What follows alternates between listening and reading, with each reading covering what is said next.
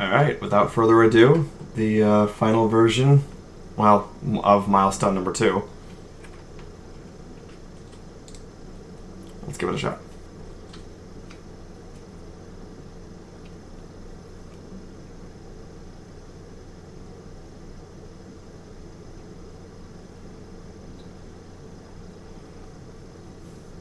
From the beginning, the biggest issue with making my original map was the fact that there's not really Mars assets. So the one downside is, while this milestone is solely dedicated to blocking out, the only way you can really make a Mars map at all is to block it out and then just add a texture. So while I would like to improve the walls, there's only so much you can do with literally just square blocks, especially square blocks that take up a surprisingly high amount of object space. So I don't know if I'm going to have to nix the idea or try to cover up the look. But for the most part, I think it's turning out okay. This first area is going to be almost strictly cosmetic, so I didn't need to block out too much about this. I only added those blocks in the front to show that later I need to add some industrial work over there. And then this area might have some rocks, but otherwise it doesn't need anything else. I did add a kill spot so that while this is just a texture, you die when you fall into it. It doesn't look great since you hit it, but it's, you know, better than nothing. So you're getting off the quote-unquote landing pad, and we begin. All different sections have now been completed, at least where you can go, so the 2 different nest locations and then the final boss fight have been added. Everything wraps in on itself, so you can always get back to where you need to go. There's going to be a couple of extra areas, like this one will be dedicated to ammo or things like that. Yeah. Obviously this will also get more cosmetic during milestone number 3. A lot of the doors will also just be open doors because the connectors give them a door each, and I obviously don't want it to open 5 times, but this was just a first pass. So, this will be the Outdoors Mars fight location. Again, because everything has to be made out of squares, I don't know how much it can be improved from here, but I'm obviously going to add at least a lot of the hell aesthetic. It looks like rocks anyway, so I'll be able to at least use those to make natural-looking rocks and not a bunch of squares. I was experimenting. Another problem is that the enemy AI doesn't seem to understand walking on these kind of block patterns, especially not the original ones that I wanted to have out here, so I had to swap them to the imps. The imps aren't good at running around on them, but they shoot just fine on them, so I had to swap out which ones would go where, which also had to change a bit of the level design. The original idea was to have this room a lot more open so that the charging pinkies could actually charge you, but now that it has to be a long-range fight with the imps instead, I had to add a lot more walls, and the nest had to go from being deep underground to now in the air. Ow. A lot of the blocking will again be aesthetic because I didn't want to have it be nothing but canyons in this entire area. But this will be your first nest. Once you deactivate this, the room will open, or the front door will open back up, and you'll be able to continue back on your way. Now the idea is that if you come through this way before you've destroyed the nest, there will be about 5 imps in here. If you've already destroyed the nest, nothing will spawn. The theme is going to be that for every nest you destroy that is centered around a certain enemy type, the less you'll encounter them throughout the level. So this actually may not be improved or changed upon almost at all, aside from the programming logic. But as for aesthetic, because these come so pre-rendered in, I could add some computers here and there, but it wouldn't change much. So now we've got the pinky side of it, which used to be the imp side. The hope was to make sure that nothing was a dead end. If you were to go somewhere, you have a reason to go there, and it feels like it was important. So, you'd find the pinky's nest here. Oh, and I accidentally left him in here too. And he's going to kill me, because his modifiers are pretty high. But the idea is you would show up, you'd break the second nest, and the door would open back up. Again, neither of these are mandatory, it's what changes the final boss fight, because the final boss fight is going to be just one Baron of Hell with significantly higher health, and then 2 nests that spawn next to him. He is dedicated. I gotta get away from him, he's noisy.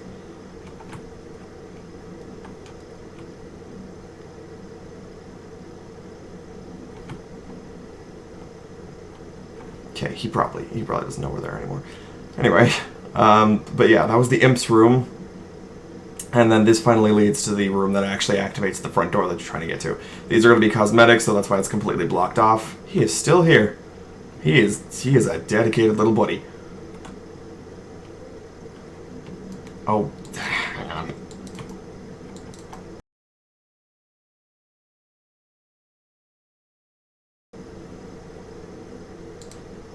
Okay, anyway. So when you're in here, that will be a cosmetic side, but this one will actually serve a purpose. There's going to be a dead guard with the blue keycard. The blue keycard literally only serves as a way of shortcutting back, because while a lot of these are incredibly winding and big, I don't want you to have to wind and big your way back. But this is the front door to the Baron's Gate of Hell. I wanted it that you at least did have to go through the level. You shouldn't be able to just walk straight to the ending location, because then, you know, par time would be 2 minutes. But once you've pushed that, there's a blocking volume here that stops you from being able to even climb it, but a staircase shows up to more cosmetically explain that you can keep going. Once this is introduced, I was doing a little bit of experimenting with the music, so it's starting to play the idle hell music, and then when you enter here and there's a fight, it gets a little more intense until you kill your way out of it. Again, this milestone was for blocking, so it wasn't hugely important how any of this works. It was just for experiment's sake. Seeing how locking the door works, seeing how unlocking the door works, you know, having a counter based on how many monsters you killed.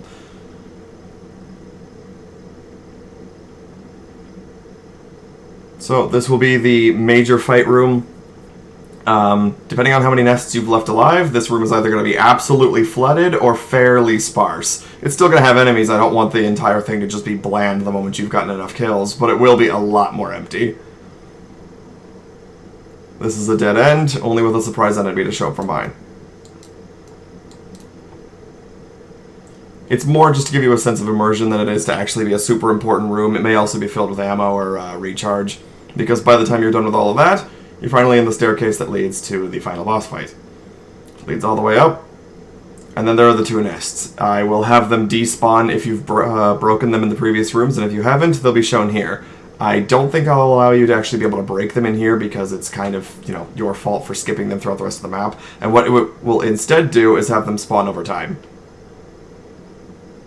And that's it. That's the Blockout. Thank you for watching.